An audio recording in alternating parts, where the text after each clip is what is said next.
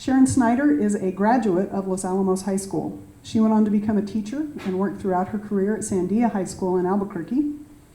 And right around the time of her retirement from that, she began working on a project that would change her life, and I think probably change the lives of many of us in the room. It's a biography of the renowned poet and author Peggy Pond Church. After 15 years of work on this book, the Historical Society made Sharon stop researching, and I promise you she would still be doing it today had we not said, this is when you have to give your lecture, so back up and tell us when the book goes into publication. The book was published in 2011 to high acclaim and won the Lansing Bloom Award from the Historical Society of New Mexico. Meanwhile, Sharon began serving on the board of directors for the Los Alamos Historical Society, and she is our longest-serving board member. As part of that, she took on the role of director for our publishing division, Bathtub Row Press, and has seen the publication of, I think it's close to 24 books, either the reprinting or publication, many of which have won awards, and including our newest award winner, the 972-page, 2-volume Doomed to Cooperate. And Sharon doesn't let anything go out of the office without her eyes having seen it and edited it, and we really appreciate that. She does it as a volunteer. Along with being the biographer of Peggy Pond Church, Sharon has become the nation's leading expert in the Los Alamos Ranch School, conducting significant primary research and directing teams of volunteers who put all the information together to commemorate the 100th anniversary this year of the school's founding.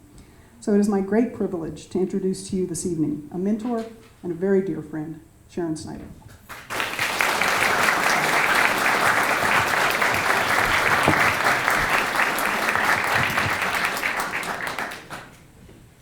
Thank you for being here this evening. Can you hear me in the back okay?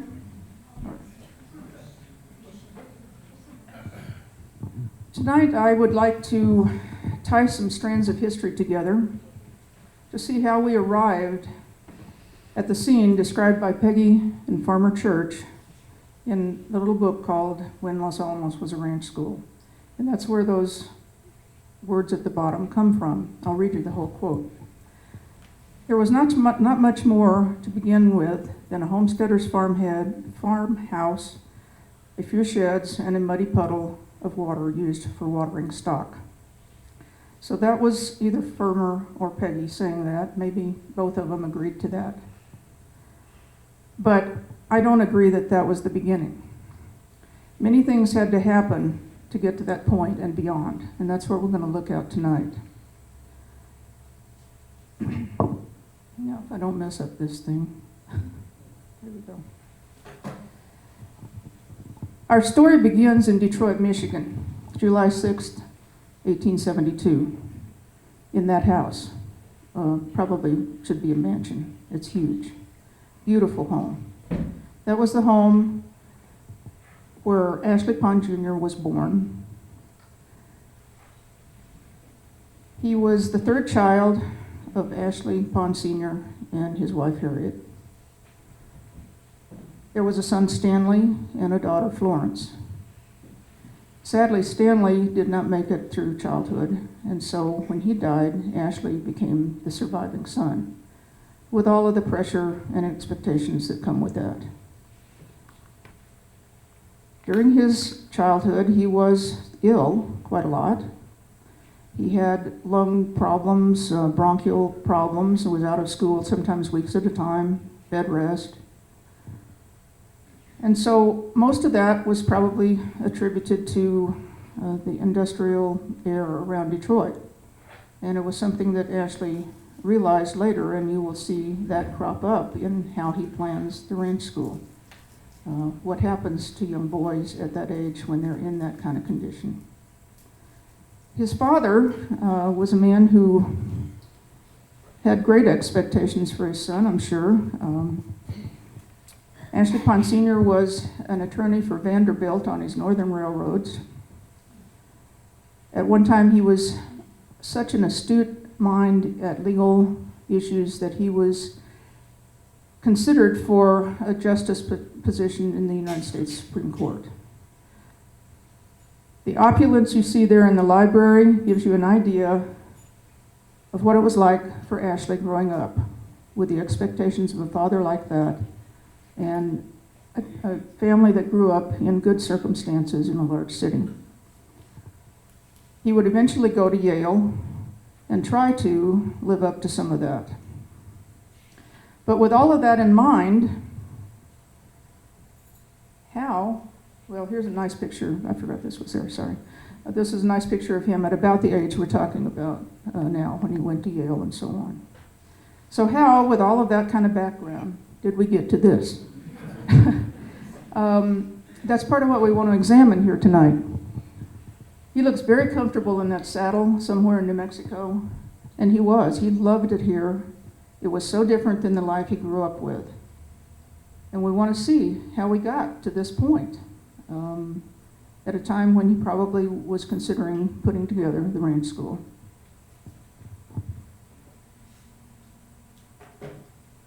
This is one of the things that probably brought that about. Some of you may have heard of the Huron Mountain Club. This is a cover from a book that came out just a few years ago about the history of this club. It was formed in 1890, so it's been around a while. It is a club that is by member only. There's a guard gate. They have their own police force so that people can't get in that shouldn't be there. And their charter says 50 members only. To show you how strong that is, Henry Ford didn't get in for months after he tried to, because there wasn't an opening. Somebody has to die or quit for a new member to come into that club, and it's still that way today. The Mountain Club is more or less a remote hunting and fishing club, but it also has an elite quality to it. There are about 13,000 acres there. To the club's advantage, in what we think of it, they are very open to research. And they have actually built a 2-story structure with dormitory for researchers to come, and with laboratory and experiment and so forth areas, research. And so they are very interested in that 13,000 acres for something more than just a fishing and hunting club. But keep that in mind, remote hunting and fishing club. Ashley had one up here in a canyon. We're going to talk about that in a little while. So when Ashley would get his bronchial problems and couldn't go to school, a lot of times he would be sent by his family to this club because they were members. And he would spend sometimes weeks there boating, fishing, whatever, with his young friends to regain his health. There's another tie to the ranch school. He knew that from personal opinion and personal experience, that if you had health problems, one of the best things you could do was go out into nature, fresh air, some exercise, and rest. And it worked for him very well. By the way, another connection of this club to New Mexico would be the fact that Aldo Leopold was hired by the club to plan their preservation strategies for that tract back in 1938.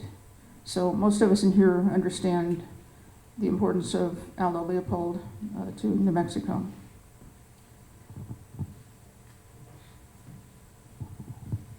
This is about what it would have looked like in Ashley's time. Rather rustic, possibly reminiscent of some buildings we know here. Let's go to one more here. This is the kind of terrain and the natural beauty that you find in the Huron Mountains in Michigan. So this is a portion of that club.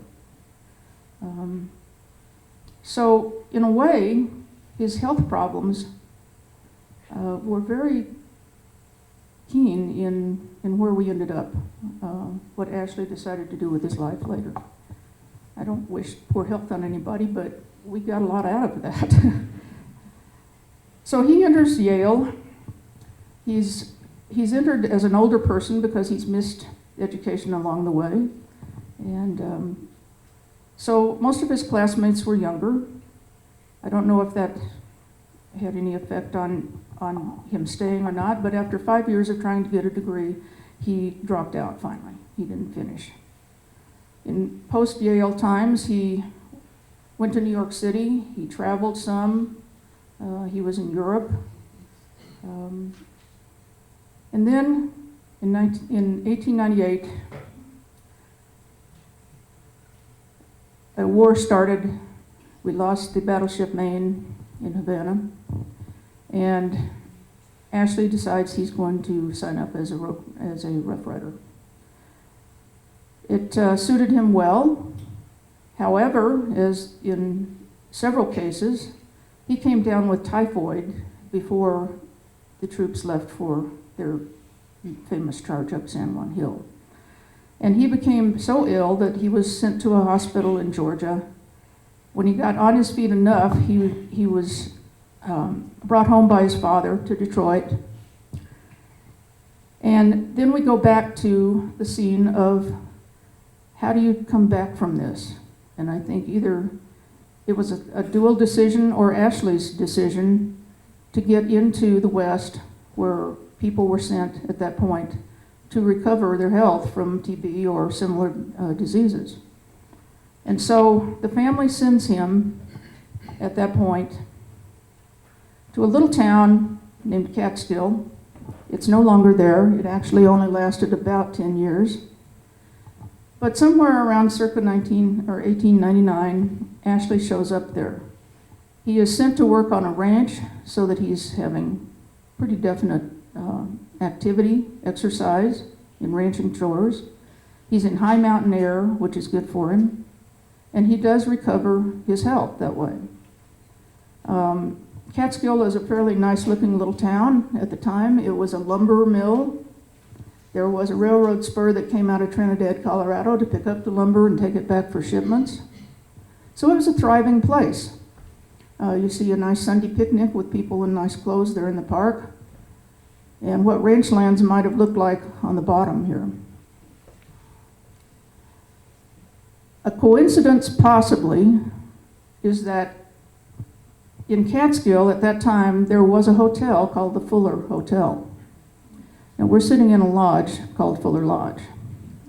And I think it may be that the same family name is attached to both of those things.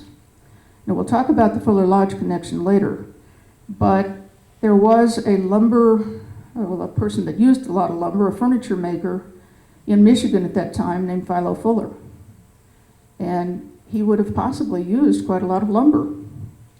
And so I think there was a connection between that family and Catskill and this lumber mill, but I haven't found it yet. I'm still looking, and maybe next time I speak here I'll have the answer to that, I don't know.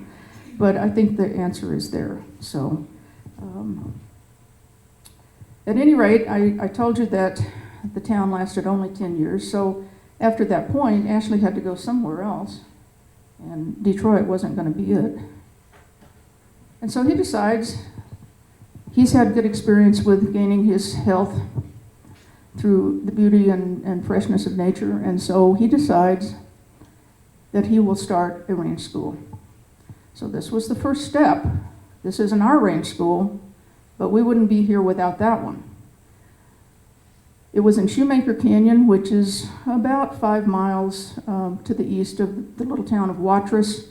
If you've ever driven north to Denver, you pass that area, but Watrous is now off of the freeway, so you might not have gone through it.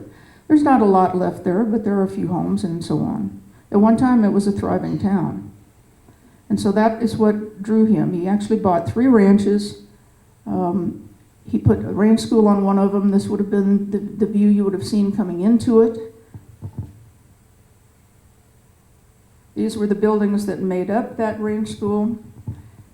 The house that you see on the upper right is still standing. It's a brick home, but all of that wooden banisters and so forth is gone. That's been gone for a very long time. We'll talk about why in just a minute.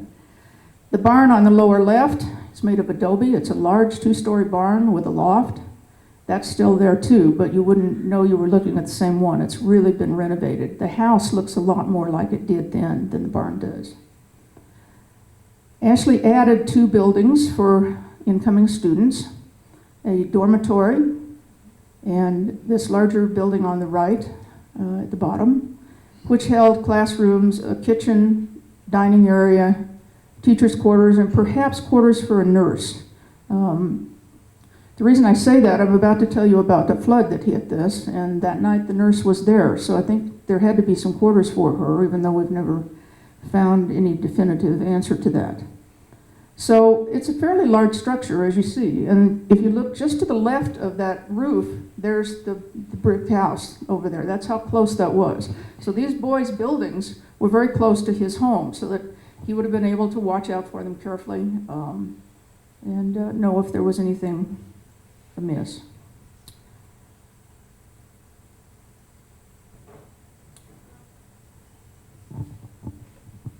I said we were going to talk about a flood. This is what you're seeing here. This was the water as it went through in 1904 in Las Vegas. And that's usually a very, very small, I won't call it a creek, I do call it a river, but it's pretty small. It's nothing like what you're seeing there. If you've ever been through downtown Las Vegas into the old part toward the plaza, you go across this, probably not even aware of it. So this is called the Great Flood of 1904. And I would say that before Cerro Grande hit, this was probably the worst disaster to come to New Mexico. It was a huge flood. And a little closer to the ranch school, not terribly close, the Gallunas River is flooding, and this is a really interesting picture. If you notice right here, if I can make this pin work, yeah, here it is. Right here, this is the front of the river, the water coming through. So this photographer is standing there in danger taking this picture because that's pretty rough water there that's coming through. So kind of interesting how he managed to catch that, and we can see that front. The real problem at Ashley's Ranch School happened because of this railroad trestle. You still see a lot of debris caught in this thing. All of the stuff right in here is brush and whatever caught. This is now detached entirely from where the railroad tracks were. And what happened to Ashley's ranch that night is that a lot of debris stacked up at this trestle. The water backed up and became so forceful that it took the trestle out, released all the water, and it came right through his ranch. The family had managed to get to the barn that you saw, which was on higher ground, but they had to struggle through waist-high water to do that, rushing water, so it wasn't easy. And Peggy was a 10-month-old baby at the time, and her mother's trying to hold on to her and keep her footing and so forth, and it was probably a very scary situation at 2 in the morning. So that's what happened to the first ranch school.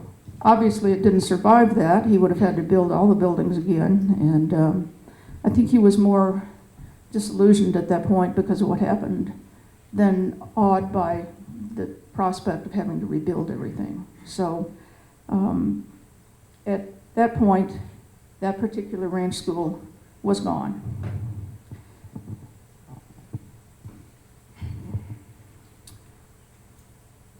After that, he went back to Detroit, kind of saddened to do that, I'm sure, but just distraught. He wasn't in any kind of shape to start over at that point. So he got a job from some of his Detroit friends who were then in the automobile industry, and he had an executive position for a while, not something that suited him. He wasn't happy there. And eventually, he finds his way back to New Mexico. His father has died. He has some inheritance, and he's free to come back where he really wanted to be. So in remembering what we said about an exclusive hunting and fishing club, Ashley finds out in Santa Fe that 32,000 acres of the Ramon V. Hill land grant are for sale. So he talks 4 of his wealthy Detroit friends into going in with him, and they create a less exclusive, shall we say, hunting and fishing club in the bottom of Pajarito Canyon. And it was called the Pajarito Club. It was not exclusive in the fact that there were memberships or anything like that. Anyone could come. and he did tour visitors around and so on. This is a side view of what you were seeing there. The main building that you just saw in that other picture is this house, the two-story one. He added other buildings for visitors' quarters and so forth. He renovated the big house in the middle to be a two-story home. It had been a commissary for a lumber yard that was here before, and there were a few things. However, he built this cabin that you see. It's referred to today as the Pond Cabin. It still exists, and it's in Pajarito Canyon behind the fence at the old TA-18. And we are hopeful that it will be cared for and eventually open for the national park, and the visitors will be able to see it. Up until then, it's been very difficult to get in to see it because of its position behind the fence, and that was a serious tech area.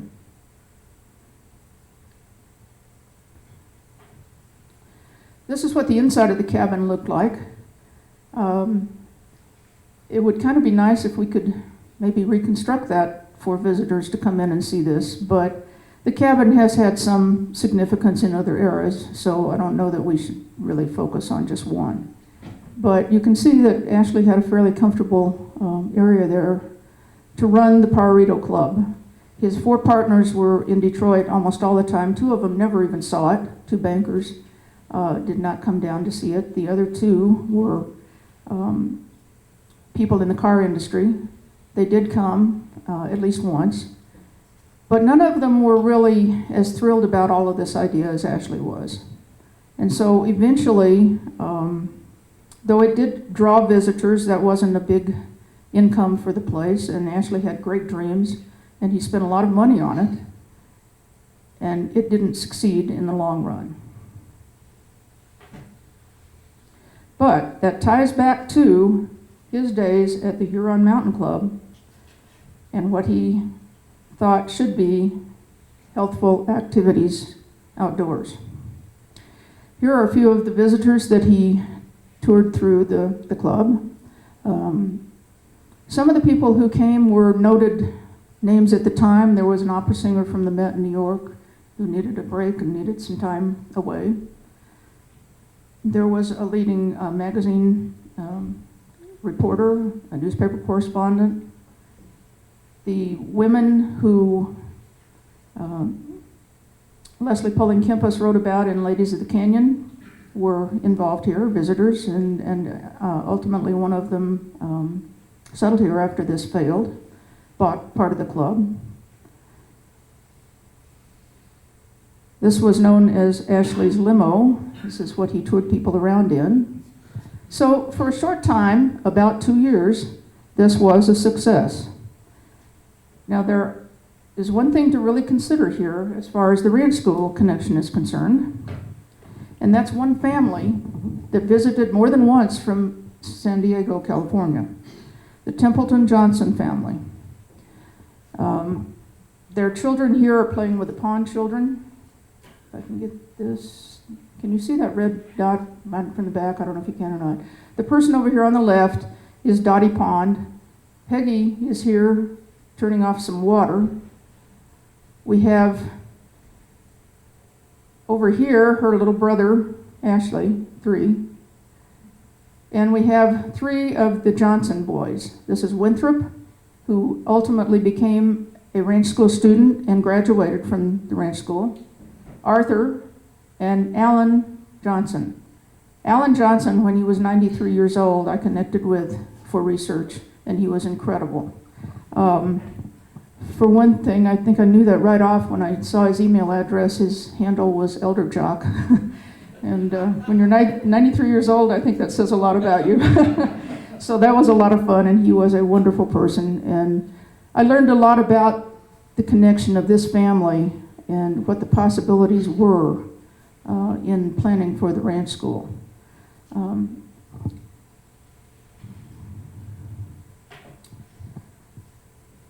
Here are Alan's parents.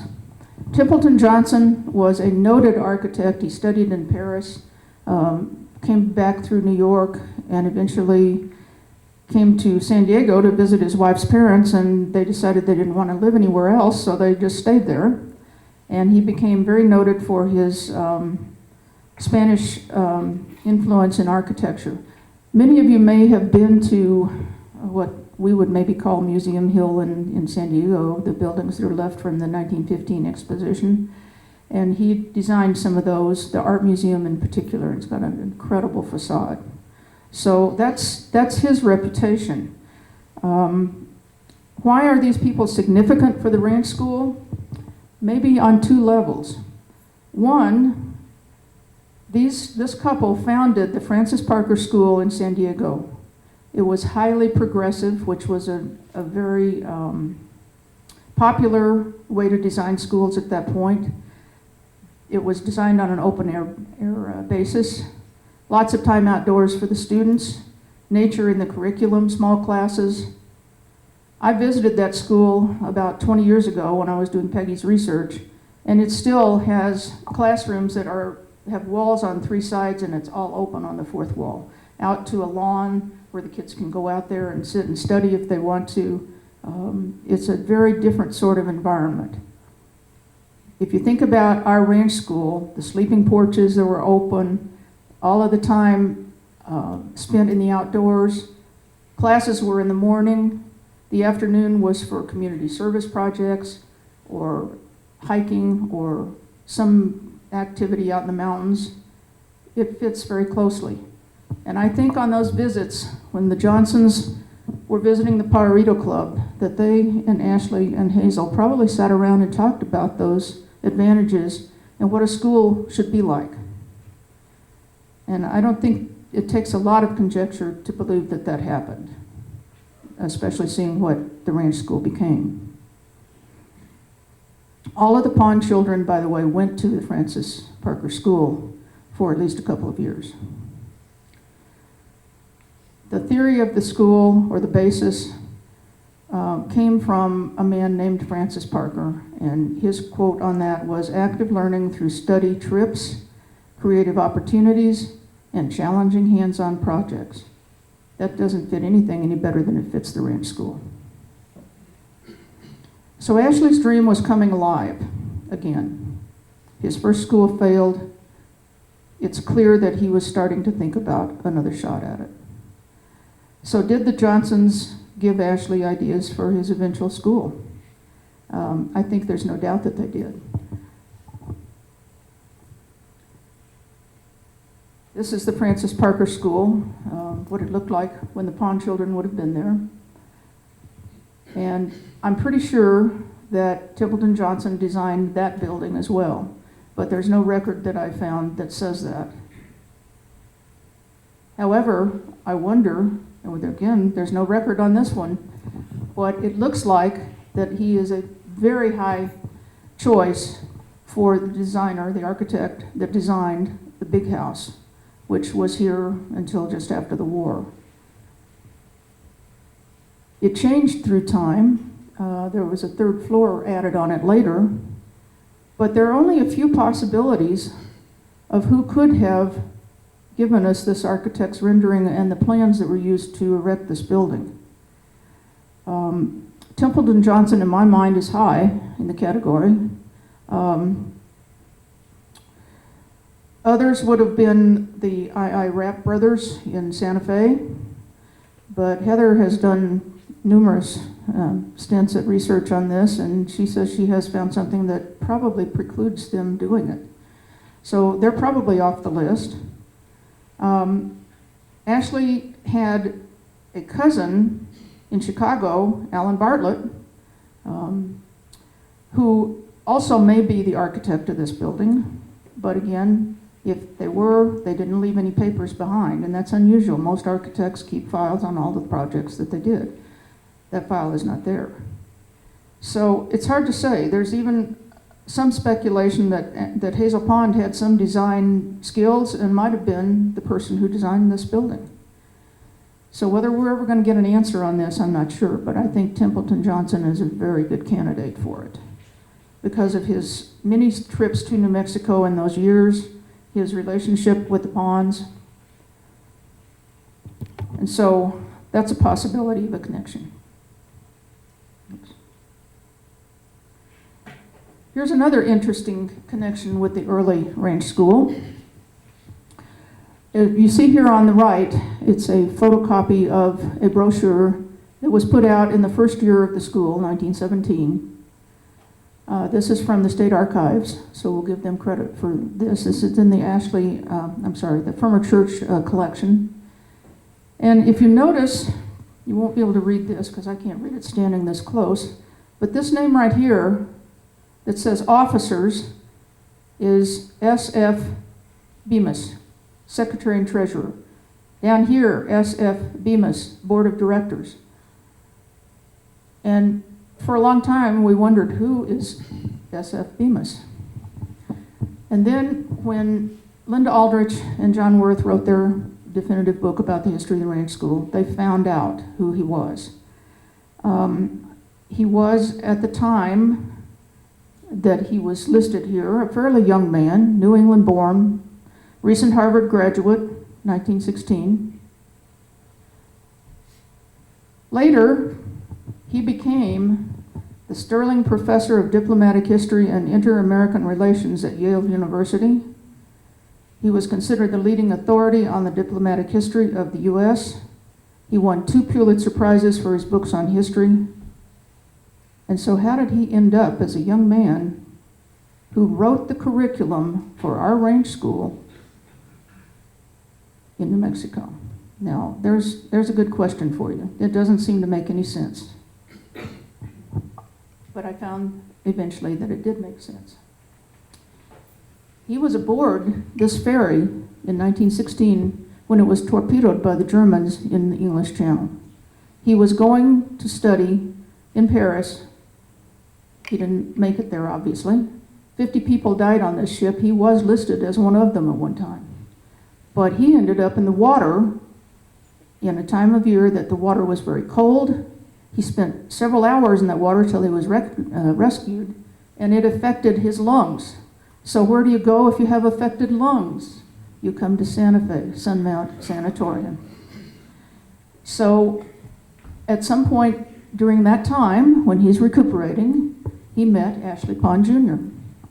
And Ashley offered for him to come to the Pajarito Club, Mountain Air. Come up, we won't charge you for it. We'll just let you relax and enjoy the beauty of it and recuperate. So he took him up on that. So he comes to the Pajarito Club,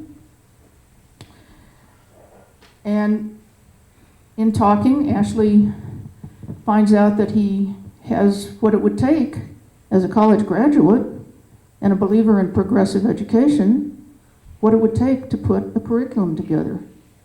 So Sam Bemis, as a young man, right out of Harvard, ends up being the person that puts together a progressive plan for the ranch school. Now, I'm sure that through the years, that was altered in some regards along the way, added to, detracted. But he started the plan that gave us the type of education the boys got at the ranch school. So this was a pretty amazing find.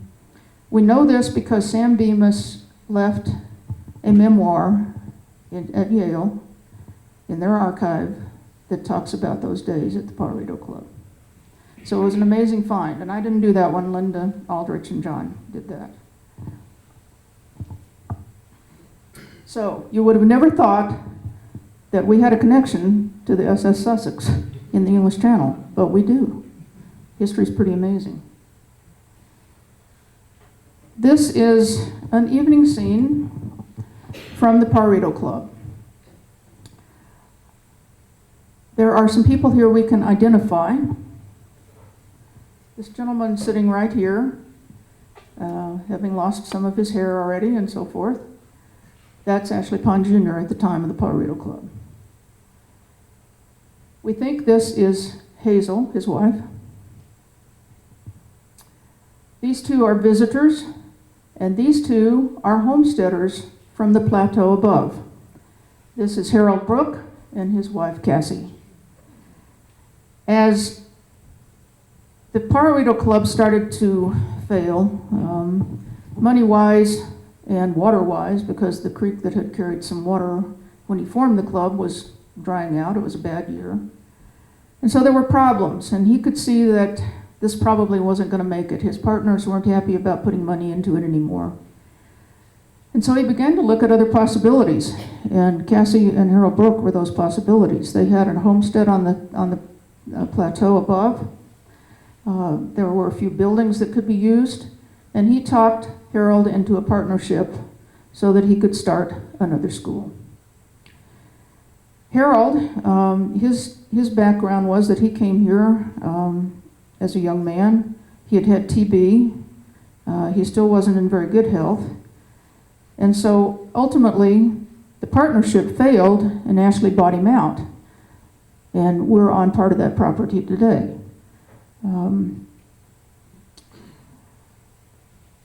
They were partners for a fairly small amount of time, I would say maybe half a year. And Harold realized that he was ill. He wasn't able to deal with this. He and Ashley didn't get along so very well, and he sold out. He and his wife moved to Las Cruces, where within 2 or 3 years, Harold had died from TB. So that leaves then Ashley with property again to start his school. Now, he is a man who is educated, but not a graduate. That's going to make it a little hard to recruit students from wealthy families. And so he realizes that different things have to happen. He has to hire some capable people with backgrounds that are going to be able to run this ranch school. Here is the land that he's working with. A lot of this was in the Brooke homestead. Up here in the far corner is a barn that Harold had built. This is necessary for the school. This was Mattie Brooke's home, as far as we know. That was his mother. She had a homestead area too. This may be the ranch school, a building that we called the Pyramid, for an obvious reason, for the shape of the roof. However, there could have been another building over here with the same kind of roof, because the Pyramid we know of did not have a porch. So that's a possibility of a connection, but we're not certain about that one.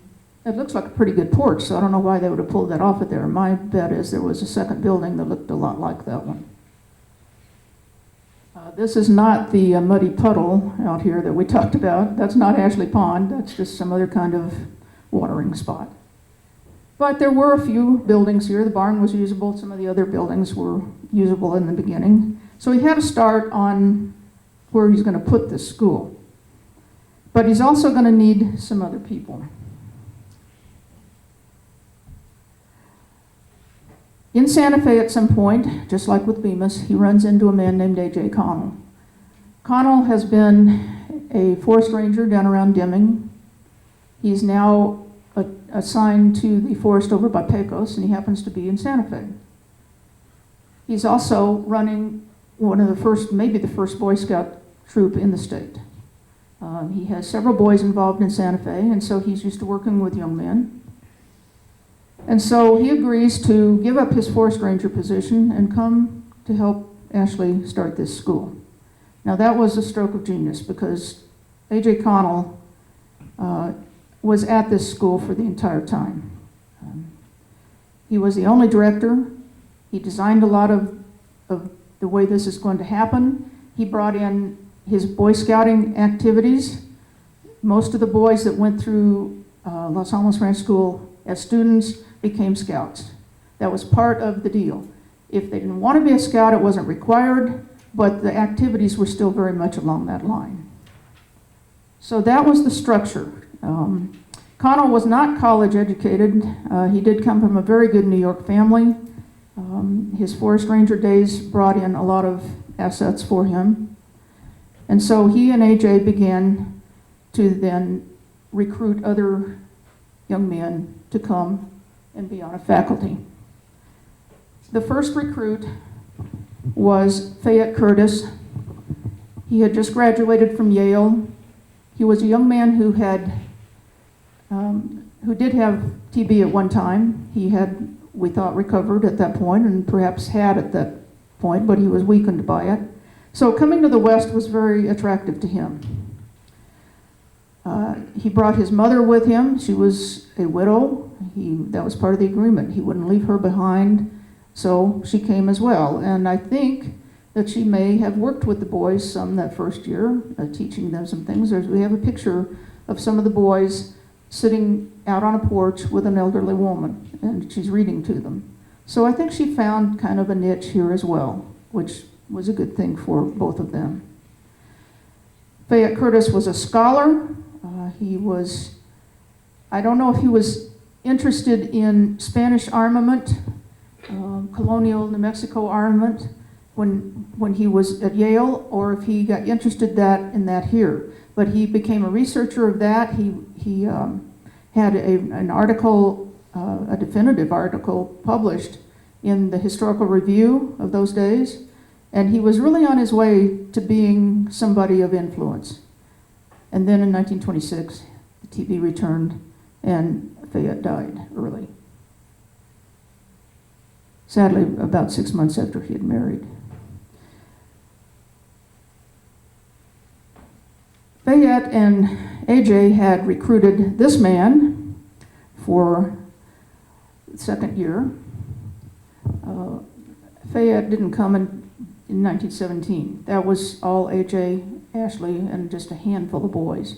Probably only maybe 2 official students, and some of AJ's scouts from Santa Fe would come up and keep them company. And there probably was not too much book learning that year. It was more outdoor activities. But the second year with Fayette here, he began to work with the curriculum and the books and the classes and so on. The second year past that,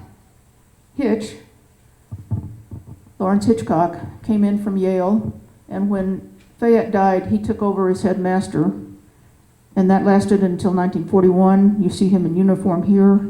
We don't have any good pictures of him from the early days, or I would have had one here. But this is such a marvelous picture of him.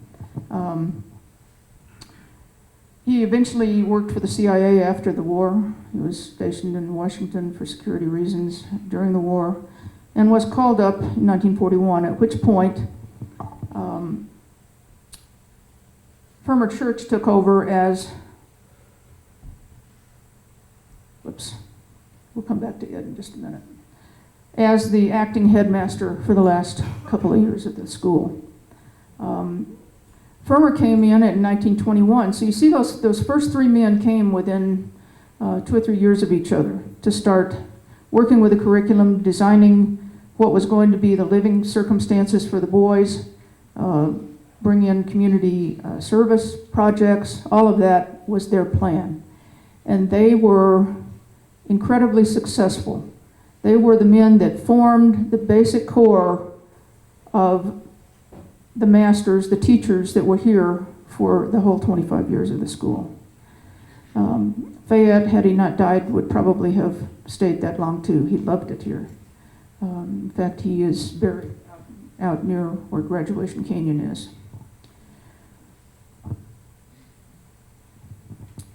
So let's back up one bit before we talk too much about Farmer to Ed Fuller. Yes, he's the person that this lodge is named for. He was the son of Philo Fuller, the man I mentioned that perhaps owned a hotel in Catskill, that had a furniture business in Michigan. Ed had polio when he was a young man. It affected one of his legs seriously. He was never happy in his father's realm of high society in Michigan. And so when Ashley came recruiting and looking for people that could influx some money into this school to keep it going in the early years, his family had known the Fuller family, so he went to visit them. Philo Fuller then decided that it was a good investment to try to put some money into this school. He was willing to do that. The way he wanted to do it was to give the money to Ed, let him fund the school if he could come and live here, because it would have been a better environment for him. And so that arrangement was made. Ed did join the staff. He wasn't a teacher, but he did other chores and helpful activities for the school. The school then was no longer struggling financially, got on its feet, had a chance to survive. We might have lost it at that point without the Fuller family. So there's another real turning point for us. Like Sam Bemis was with the curriculum and AJ as the director and so on. All of these good points seem to come along. So Ed is very happy living here, but for a short time. He died in 1923. When the lodge was built and opened in 1929, it was decided to make it as a memorial to him. So his name is still on it today.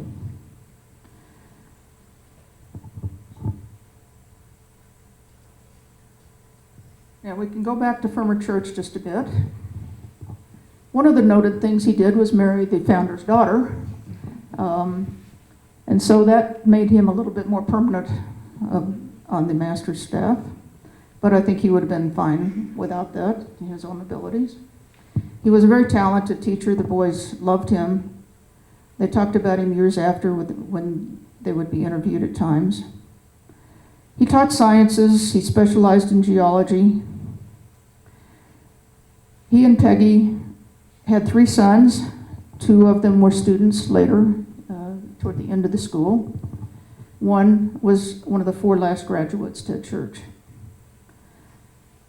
Many of you have seen the large painting that's hanging in the rotating gallery with the ranch school exhibit. Ted's daughter painted that and was amenable to shipping it all the way from Maryland so that we could put it on display. She's very proud of her ranch school roots, as all of the ponds and churches are. And certainly that's a good thing and justified.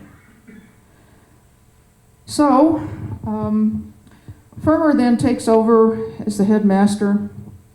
For those last 2 years, had they been able to get the ranch school back after the war, Hitch probably would have returned.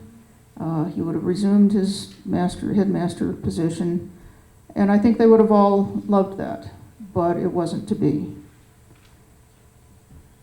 So they saw, all of these men saw the ranch school through its developing years, and it became an excellent prep school. These were the men who, with a handful of others as they came on board through the years, made up the core faculty that brought to bear their knowledge and their integrity to make Los Alamos Ranch School what it became. We've seen a lot of different threads come together here. We are proud of this ranch school even after 100 years from when it was founded, and that's deserved. It was an incredible institution. I don't think there was another that was quite like it. There were other ranch schools, certainly, and some of them were good, but this one stood out. And we have to think, what might have been the difference without some of the things we've talked about? If Ashley hadn't been at the Huron Mountain Club all those times, if he hadn't been exposed to that outdoor place and the beauty of it, if he hadn't had the misfortune of contracting typhoid, he would never have come here. If the Great Flood of 1904 hadn't wiped out the first school, that might still be there. We wouldn't be. And I truly mean we wouldn't be here tonight in this building, because these buildings were the reason that the Manhattan Project ultimately chose this site. It had other assets, but the buildings were a big deal. What if the Templeton Johnson family had never visited the Pajarito Club? What if the Sussex hadn't been torpedoed? Well, there are a lot of what ifs. I think history is like that. We can trace a lot of things back on that basis, the what ifs. And I think that that's what makes history so enjoyable. When I was in high school up here, I had a junior year American history class taught by Mr. Bodson. Everybody loved him. He was a wonderful teacher. And I sat right in front of his desk. My student desk was touching the back of his desk, front of his desk, I guess you would call it. And he had a row of textbooks there. He could see the bindings, the titles. I just saw the page fronts. Somebody had taken one of those books and penciled in carefully, in case of flood, grab this, it's dry. I don't see how anybody can consider history dry.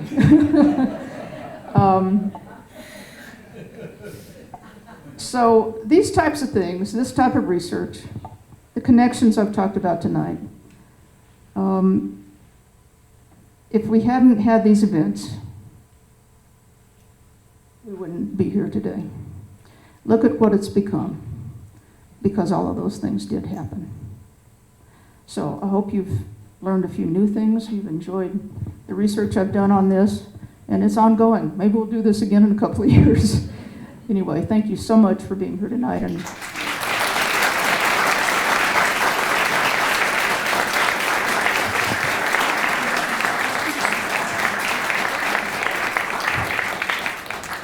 do we have any questions?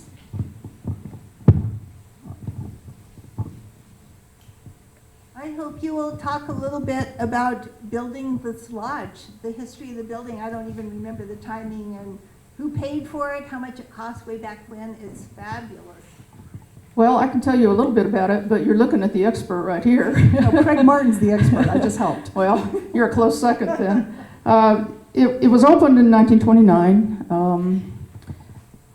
It was designed by John Galmeme, the famous Santa Fe architect. That's why it's so beautiful in here. It has the interesting vertical logs, 771 of them. I got it right this time. Okay.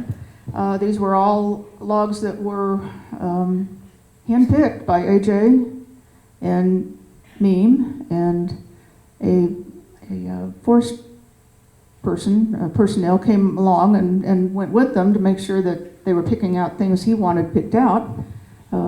A fun story is that he wouldn't okay a couple of trees and picked out some different ones that AJ didn't want. And they were tying ribbons around them so they knew where to go back and cut the trees down. And so the forest official went back to Santa Fe. AJ got up at midnight, went out and moved all the ribbons to the trees he wanted. And so that was AJ for you. You want to tell him any more about that? I don't know what funded it, so you'd have to tell me that. So it was Philo Fuller who did supply the funds. Still for money from Fuller. The building, and that was one of the reasons they named it after Ed. Mm-hmm. Okay, good. And I cannot remember how much it cost, but I think it is in the book. Yeah, I think it is too. Okay, other questions? I'm wondering who monetarily, financially maintains this lodge now, and what is the budget for the maintenance of this building? Well, it's the county, but I don't know the budget. Heather may That'd be be able to. interesting, wouldn't it? Well, do Being you a know taxpayer. do you know how much? I don't know how much the yearly maintenance budget is on the building. I do know that the recent renovation that was done was about $4.5 million to add the new elevator, to bring back the original steps from the portal, to do a lot of some of the woodwork and things that were redone. It was about a $4.5 million project. Where did that come That was your tax dollars. from? Thank you. Yes, the new roof that came on a couple of years ago, that was a separate part of the project. Yeah, I was wondering about, you were saying that there are some homesteaders, the Brookses, were up on this plateau before Pond, or, yeah. And, can you hear me? Oh. Okay, so you were telling us that the Brookses homesteaded on this plateau, and that Ashley Pond did the stuff down in Pajarito Canyon, correct? Okay, I'm losing the last part of that. Sorry, I don't hear well. So. Ashley Pond had the part down in Pajarito Canyon. That was the Pajarito Club, and the Brookses had this mesa top. Right. So when Pond and his three other investors from Detroit, they had 32,000 acres. This wasn't inclusive of that parcel? No, Brooks Homestead was not part of the Ramon Hill grant, and the grant was eventually sold, so that the Detroit people got some of their money back, and And I assume that maybe Ashley was in on that, although he didn't have nearly as much money into the club at the time, so. How much was that initial property worth, the 32,000? Any clue? Do you remember what that sold for? Just one. Is Judy in here? When Judy Machen gives her talk in April? May. Judy Machen's going to be talking about the Brook and the Romero homesteads, and she Right. will. There she is, right there. Judy Machen will have an answer to that question. Unfortunately, I have my old hearing aids. Oh, okay. Okay. So I'm glad to speak to you afterwards. If you could- Come back, we guarantee to have the answer. This may not seem like a big deal, but it was to me when I heard about it. Can you tell us about the girls who came in and hand cleaned every one of these logs about a year ago?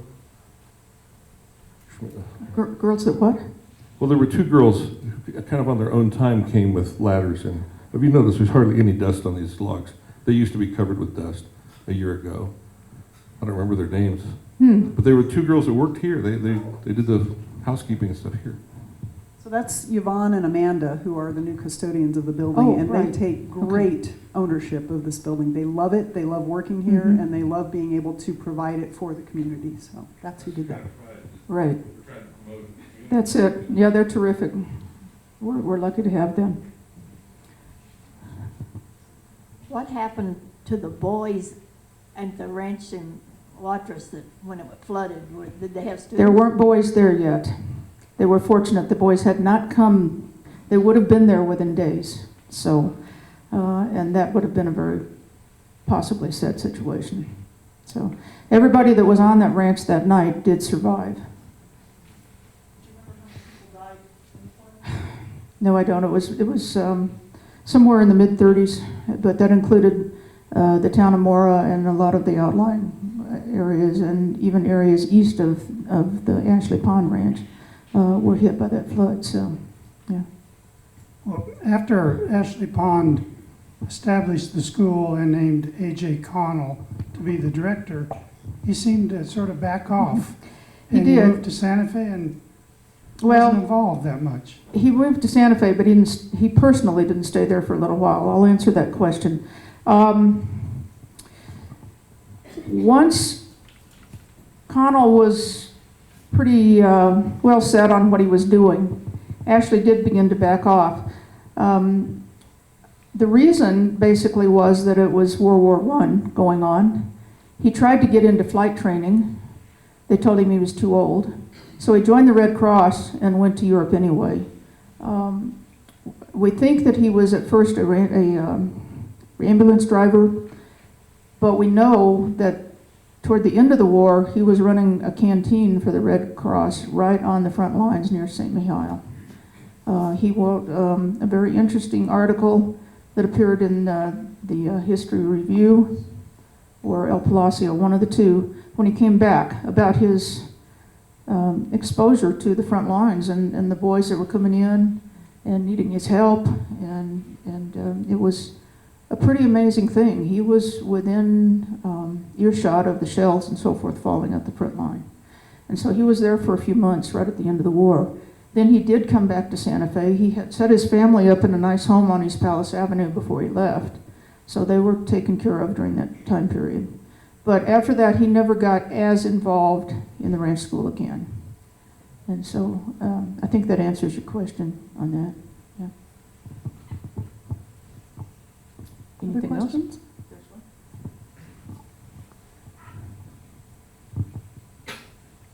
What was a year's tuition cost to be at the school? Well, it varied through the years, obviously, but you couldn't send a student here if you weren't fairly wealthy. The figure $3,000 sticks in my mind. You agree with that for a year's tuition? In the 20s, it was 2,000, and we did the math, and it's about 33,000 Later dollars. in the, okay, yeah.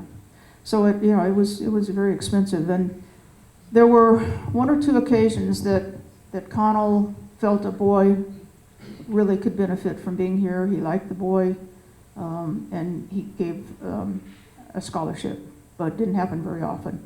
One of the boys, interestingly, was in the last year. His name was Rubel Montoya. He was the son of one of the workers, the staff workers here, who had a cabin in his family. And Rubel was a really fine kid. He didn't have a huge educational background at the time, but he was really trying and doing well in his classes. And of course, the war comes along, and he got only one semester out of that scholarship. And I heard that later in his life, he said that caused him to lose the best opportunity he had for an education. And I always thought that was very sad for him to lose that. Very nice man. He did live out his life in Santa Fe and Espanola. He died just a few years ago. Any other questions? All right, well, again, we're going to do what we did last month for Jeanette Conant. We're going to let Sharon kind of do the wedding thing and go through the aisle first, if you would, please, so that she can get back, so that she can sign books. And again, just thank you all for being here tonight, and let's give Sharon a hand for the wonderful talk.